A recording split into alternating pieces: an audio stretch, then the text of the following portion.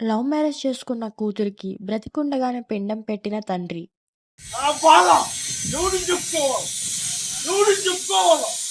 ఎంత అనిపించింది అంటే ఇదే పేపర్లో ఎవరికైనా చూడండి, ఎంతమందికి మా కూతురు రాసింది, ఎంతమందికి చూడండి.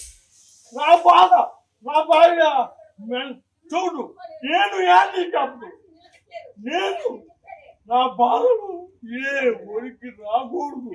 దయచేసి నాలాంటి ఏ తల్లికి రాకూడదు, ఇంకో బిడ్డకు రాకూడదు.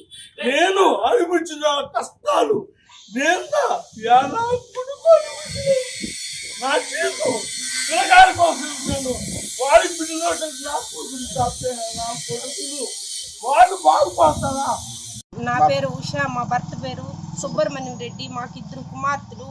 వాళ్ళని మేము కష్టపడి, ఆయనకి చేయలేదు, నాకు జాబ్ లేదు, ఆయన హ్యాండిక్యాప్, నేను నాకు అన్ని ప్రాబ్లాలు ఉన్నాయి.